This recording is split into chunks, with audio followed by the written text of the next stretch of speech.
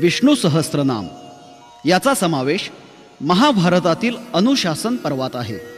हे दिव्य स्तोत्र पितामह भीष्मांनी शरशय्येवर असताना युधिष्ठिरासमोर पठण केलं. या स्तोत्रामध्ये वेदकालापासून पुराणकालापर्यंत ईश्वराची सर्व नावं समाविष्ट आहेत. या स्तोत्राची फलश्रुती सर्व पापांचं क्षालन करून मुक्ती प्राप्त करून देते.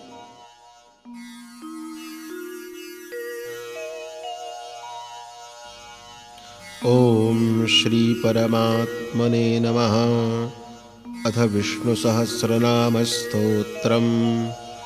यस्य स्मरणमात्रेण जन्म संसार बंधनात् विमुच्यते. नमस्तस्मै विष्णवे प्रभविष्णवे. नमः समस्तभूतानामादिभूताय भूभृते अनेकरूपरूपाय विष्णवे प्रभविष्णवे. वैशम्पायन उवाच श्रुत्वा धर्मानशेषेण पावनानि च सर्वशः युधिष्ठिरः शान्तनवं पुनरेवाभ्यभाषत. युधिष्ठिर उवाच किमेकं दैवतं लोके किं वाप्येकं परायणं. स्तुवन्तः कङ्कमरचन्तः प्राप्नुयुर्मानवाः शुभम्. को धर्मः सर्वधर्माणां भवतः परमो मतः.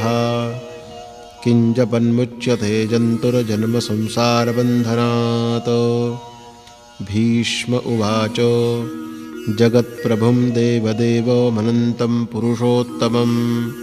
स्तुवन्नाम सहस्रेण पुरुषः सततोत्थितः. तमेव चार्चयन् नित्यं भक्त्या पुरुषमव्ययम्. ध्यायन् स्तुवन्नमस्यंश्च यजमानस्तमेव च. अनादिनिधनं विष्णुं सर्वलोकमहेश्वरं.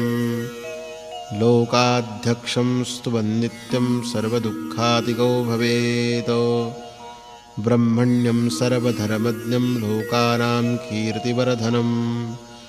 लोकनाथं महद्भूतं सर्वभूतभवोद्भवम्. एष मे सर्वधर्माणां धर्मोऽधिकतमो मतः. यद्भक्त्या पुण्डरीकाक्षं स्तवैरर्चेन्नरः सदा. परमञ्यो महत्तेजः परमञ्यो महत्तपः. परमञ्यो महद्ब्रह्म परमञ्यः परायणं. पवित्राणां पवित्रञ्यो मङ्गलानां च मङ्गलम्. दैवतं देवतानां च भूतानां यो व्ययः पिता. यतः सर्वाणि भूतानि भवन्त्यादियुगागमे. यस्मिंश्च प्रलयं यान्ति पुनरेव युगक्षये. तस्य लोकप्रधानस्य जगन्नाथस्य भूपते. विष्णोर्नाम सहस्रं मे शृणु पापभयापहम्. यानि नामानि गौणानि विख्यातानि महात्मनः. ऋषिभिः परिगीतानि तानि वक्ष्यामि भूतये. ॐ विश्वं विष्णुर्वषट्कारो भूतभव्यभवत्प्रभुः. भूतकृद्भूतभृद्भावो भूतात्मा भूतभावनः. भूतात्मा परमात्मा च मुक्तानां परमा गतिः. अव्ययः पुरुषः साक्षी क्षेत्रज्ञोऽक्षर एव च. योगो योगविदां नेता प्रधानपुरुषेश्वरः. नारसिंहवपुः श्रीमान् केशवः पुरुषोत्तमः. सर्वः शर्वः शुभस्थाणुर्भूतादिर्निधिरव्ययः.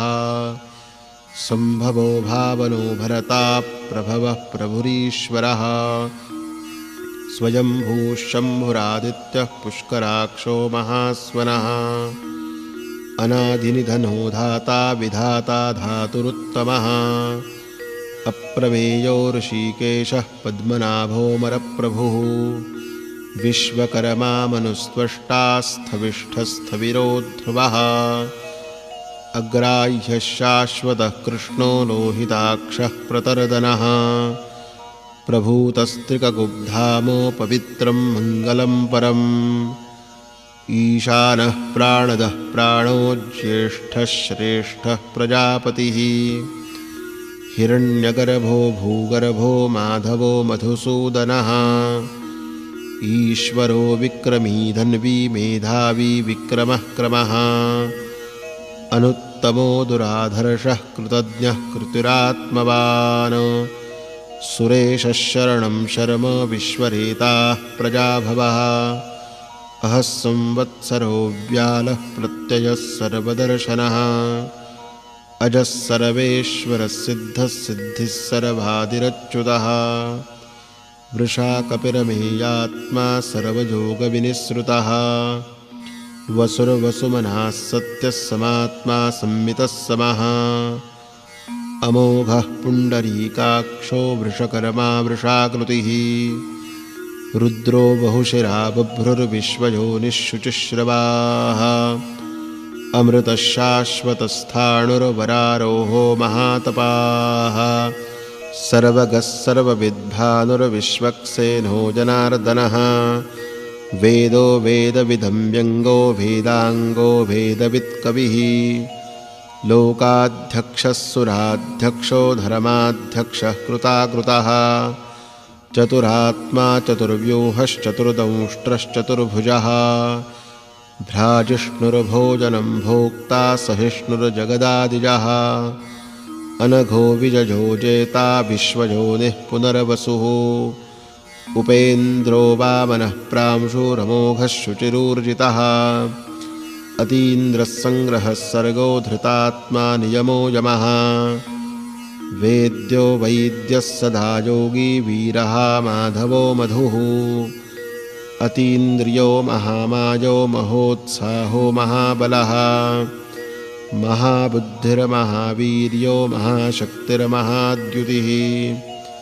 अनिर्देश्यवपुः श्रीमानमेयात्मा महाद्रिधृको महेश्वासो महीभरता श्रीनिवासः सताङ्गतिः अनिरुद्धः सुरानन्दो गोविन्दो गोविदाम्पतिः मरीचिर्दमनोहंसः सुपर्णो भुजगोत्तमः हिरण्यनाभः सुतपाः पद्मनाभः प्रजापतिः अमृत्युः सर्वदृक्सिंहः सन्धाता सन्धिमान् स्थिरः अजो दुर्मर्षणः शास्ता विश्रुतात्मा सुरार्यः गुरुर्गुरुतमो धामः सत्यः सत्यपराक्रमः निमिषो निमिषस्रग्वी वाचस्पतिरुदारधीः अग्रणीर्ग्रामणी श्रीमान् न्यायो नेता समीरणः सहस्रमूर्धा विश्वात्मा सहस्राक्षः सहस्रपातो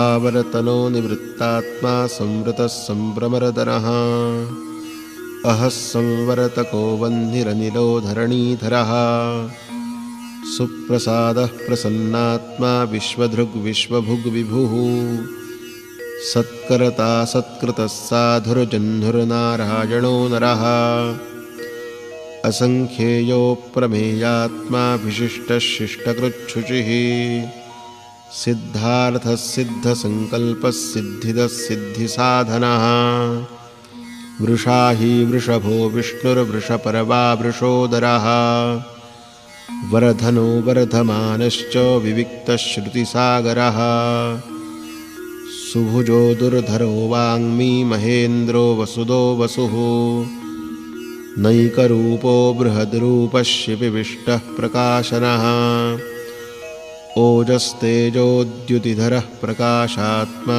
प्रतापनः ऋद्धस्पष्टाक्षरो मन्त्रश्चन्द्रांशुर्भास्करद्युतिः अमृतांशूद्भवोद्भानुः शशबिन्दुः सुरेश्वरः औषधं जगतः सेतुः सत्यधर्मपराक्रमः भूतभव्यभवन्नाथः पवनः पावनो नलः कामः कामकृत्कान्तः कामः कामप्रदः प्रभो युगादिगिद्युगावरतो नैकमायो महाशनः अदृश्यो व्यक्तरूपश्च सहस्रजितनन्दजितो इष्टो विशिष्टः शिष्टेष्टः शिखण्डी नहुषो वृषः क्रोधः क्रोधकृत्कर्ता विश्वबाहुर्महीधरः अच्युतः प्रतिथः प्राणः प्राणदो वासवानुजः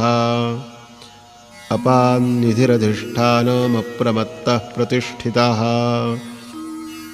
स्कन्दस्कन्दधरो धुर्यो वरदो वायुवाहनः वासुदेवो बृहद्भानुरादिदेवः पुरन्दरः अशोकस्तारणस्तारः शूरः शौरिर्जनेश्वरः अनुकूलश्शतावरतः पद्मी पद्मनिभेक्षणः पद्मनाभोरविन्दाक्षः पद्मगर्भः शरीरभृतो महर्धिर्रुद्धो वृद्धात्मा महाक्षो गरुडध्वजः अतुलः शरभो भीमः समयज्ञो हविर्हरिः सर्वलक्षणलक्षण्यो लक्ष्मीवान् समितिञ्जयः विक्षरो रोहितो मार्गो हेतुर्दामोदरः सहः महीधरो महाभागो वेगवानमिताशनः उद्भवः क्षोभणो देवः श्रीगर्भः परमेश्वरः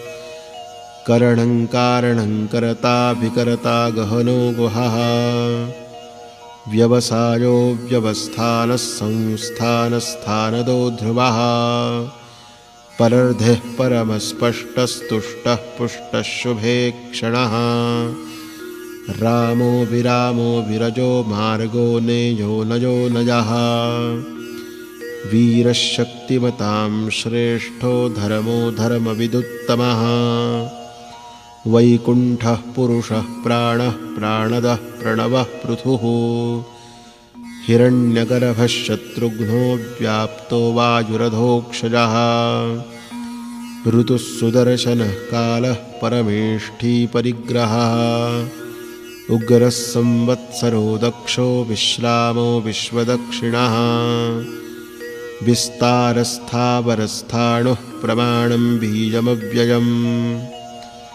अरथो नरथो महाकोशो महाभोगो महाधनः अनिर्विण्णस्तविष्टो भूर्धर्मयूपो महामखः नक्षत्रनेमिर्नक्षत्री क्षमः क्षामः समीहनः यज्ञ इज्जो महेज्यश्च क्रतुः सत्रं सताङ्गतिः सर्वदर्शी विमुक्तात्मा सर्वज्ञो ज्ञानमुत्तमम् सुव्रतः सुमुखः सूक्ष्मः सुघोषः सुखदः सुहृतो मनोहरोजितक्रोधो वीरबाहुर्विदारणः स्वापनस्ववशो व्यापी नैकात्मा नैककर्मकृतो वत्सरो वत्सलो वत्सी रत्नगर्भो धनेश्वरः धर्मगुब्धर्मकृद्धर्मी सदसत्क्षरमक्षरम् अविज्ञाता सहस्रांशुरविधाता कृतलक्षणः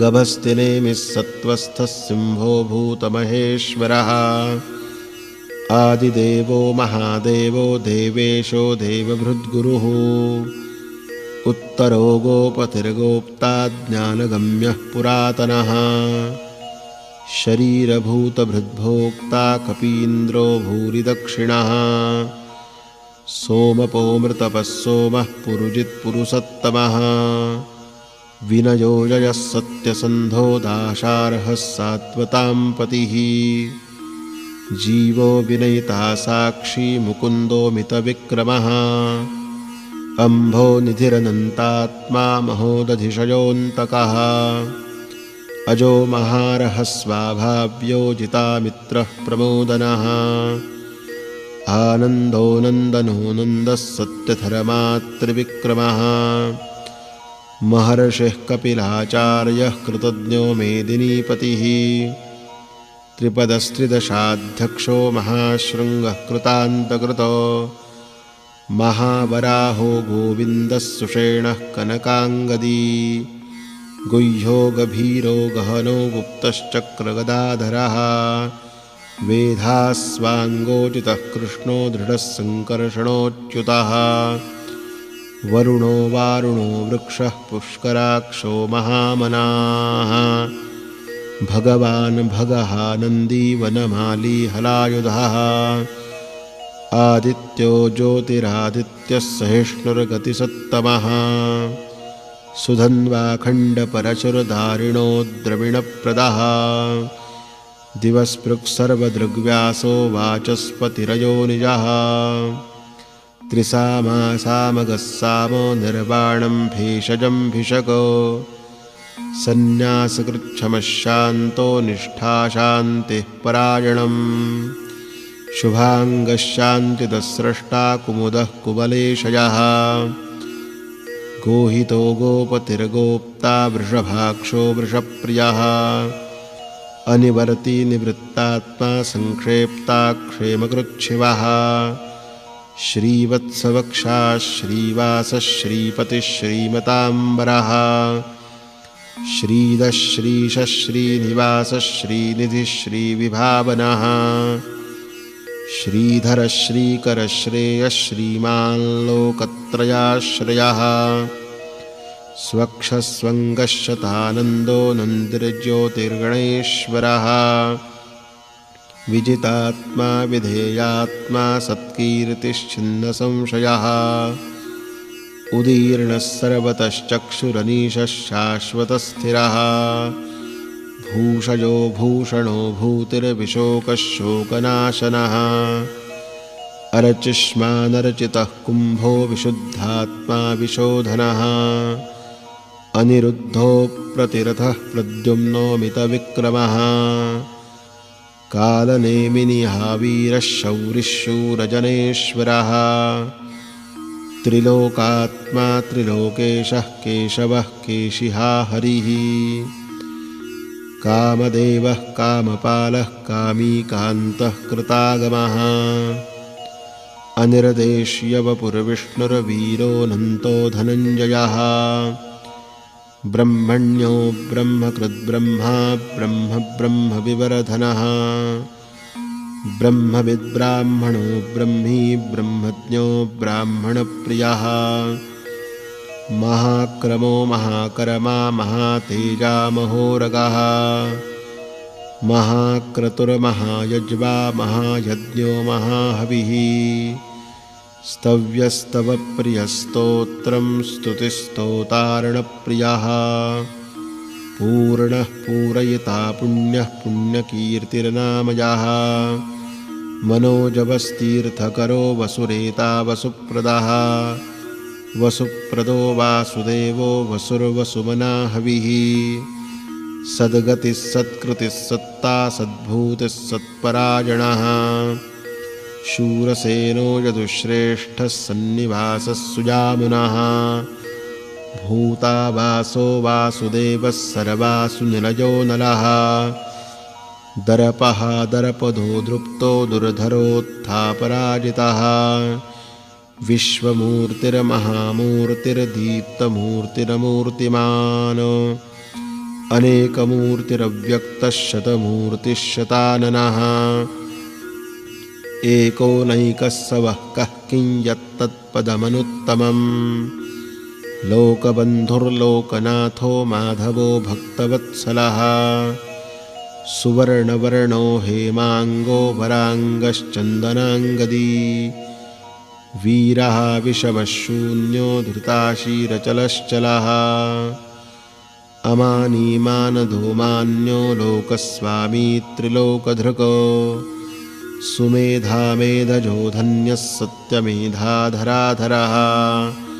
तेजो वृषोद्युतिधरः सर्वशस्त्रभृताम्बरः प्रग्रहो निग्रहो व्यग्रो नैकशृङ्गो गदाग्रजः चतुर्मूर्तिश्चतुर्बाहुश्चतुर्व्यूहश्चतुर्गतिः चतुरात्मा चतुर्भावश्चतुर्वेदविदेकपातो समावरतो निवृत्तात्मा दुर्जयो दुरतिक्रमः दुर्लभो दुर्गमो दुर्गो दुराभासो दुरार्यः शुभाङ्गो लोकसारङ्गः सुतन्तुस्तन्तुवर्धनः इन्द्रकर्मा महाकर्मा कृतकर्मा कृतागमः उद्भवः सुन्दरः सुन्दो रत्ननाभः सुलोचनः अरको वाजसनः शृङ्गी जयन्तः सर्वविजयी सुवर्णबिन्दुरक्षोभ्यः सर्वभागीश्वरेश्वरः महारथो महागरतो महाभूतो महानिधिः कुमुदः कुन्दरः कुन्दः परजन्यः पावनो नीलः अमृतांशोऽमृतवपुः सर्वज्ञः सर्वतोमुखः सुलभः सुव्रतः सिद्धः शत्रुजिच्छत्रुतापनः न्यग्रोधोदुम्बरोऽश्वत्थश्चाणूरान्ध्रनिषूदनः सहस्रार्चिः सप्तजिह्वः सप्तैधाः सप्तवाहनः अमूर्तिरनघोचिन्त्यो भजकृद्भजनाशनः अणुर्बृहत्कृशस्थूलो गुणभृन्निर्गुणो महान् अधृतस्वधृतस्वास्यः प्राग्वंशो वंशवर्धनः भारभृत्कथितो योगी योगीशः सर्वकामदः आश्रमश्रवणः क्षामः सुपर्णो वायुवाहनः धनुर्धरो धनुर्वेदो दण्डो दमयितादमः अपराजितः सर्वसहो नियन्ता नियमो यमः सत्त्ववान् सात्विकः सत्यः सत्यधर्मपरायणः अभिप्रायः प्रियार्होर्हः प्रियकृत्प्रीतिवर्धनः विहाय सगतिर्ज्योतिः सुरुचिर्हुतभुग्विभुः रविर्विरोचनः सूर्यः सविता रविरोचनः अनन्तो हुतभुग्भोक्ता सुखदो नैकयोऽग्रजः अनिर्विण्णः सदामर्षि लोकाधिष्ठानमद्भुतः सनात्सनातनतमः कपिलः कपिरव्ययः स्वस्ति स्वस्ति कृत्स्वस्ति स्वस्ति भुक् स्वस्ति दक्षिणः अलौद्रः कुण्डलीचक्री विक्रम्यूर्जितशासनः शब्दादिगः शब्दसः शिशिरः शर्वरीकरः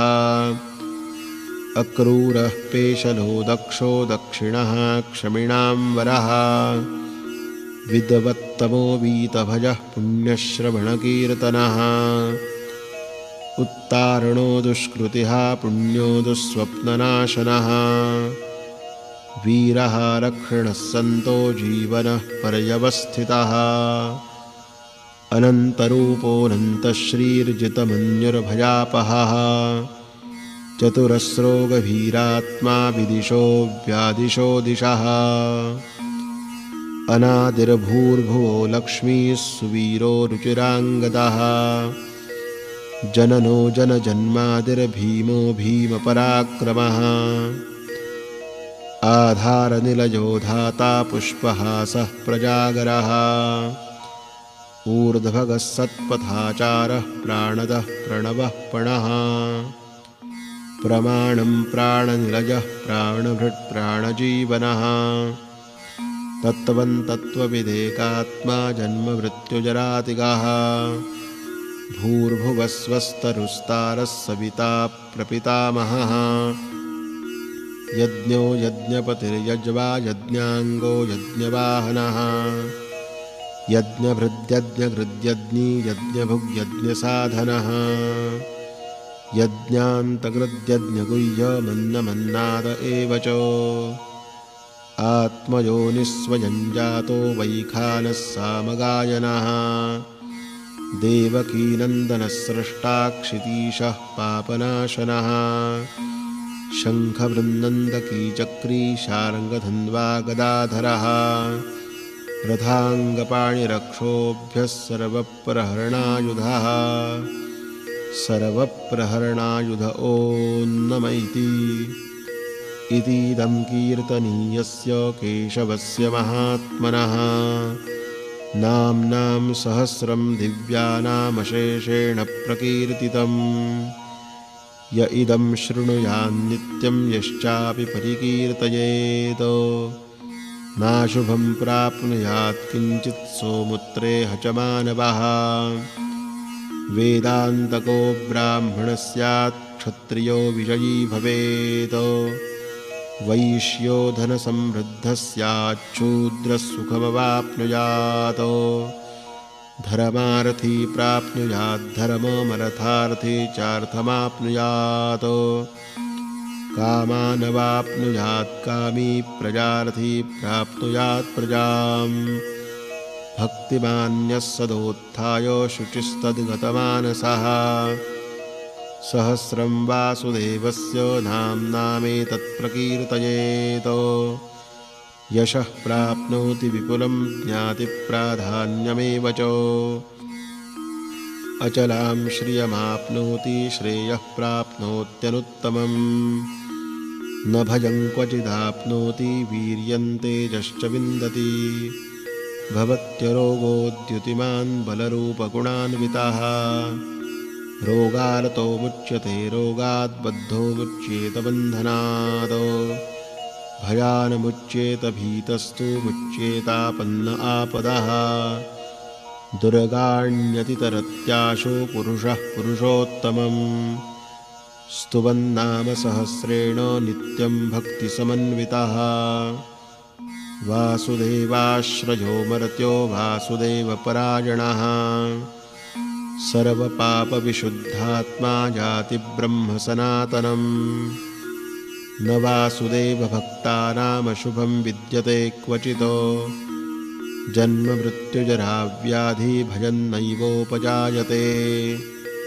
इमं स्तवमधीयानः श्रद्धाभक्तिसमन्वितः युज्येतात्मा सुखक्षान्तिश्रीधृतिस्मृतिकीर्तिभिः न क्रोधो न च मात्सर्यं न लोभो नाशुभामतिः भवन्ति कृतपुण्यानां भक्तानां पुरुषोत्तमे द्यौः स चन्द्रार्कनक्षत्राखन्दिशो भूर्महो दधिः वासुदेवस्य वीर्येण विधृतानि महात्मनः ससुरासुरगन्धर्वं सयक्षोरगराक्षसम् जगद्वशे वर्ततेदं कृष्णस्य सचराचरम् इन्द्रियाणि मनोबुद्धिः सत्त्वं तेजो बलं धृतिः वासुदेवात्मकान्याहुः क्षेत्रं क्षेत्रज्ञ एव च सर्वागमानामाचारः प्रथमं परिकल्पते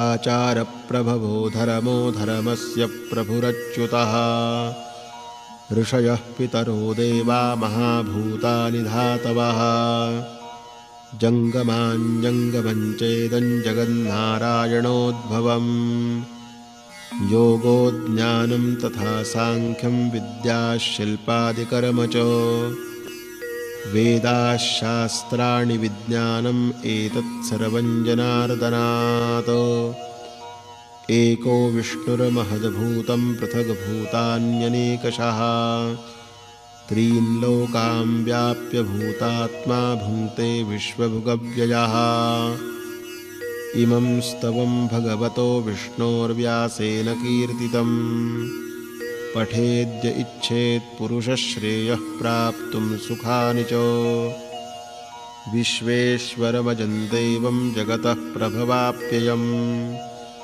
भजन्ति ये पुष्कराक्षं न ते यान्ति पराभवम् न ते यान्ति पराभवो नम इति ॐ तत्सदिति श्रीमहाभारते शतसाहस्रयां संहितायां वैयासिक्याम् आनुशासनिके पर्वणि दानधर्मे भीष्मयुधिष्ठिरसंवादे श्रीविष्णोर्दिव्यसहस्रनामस्तोत्रं सम्पूर्णम्। ॐ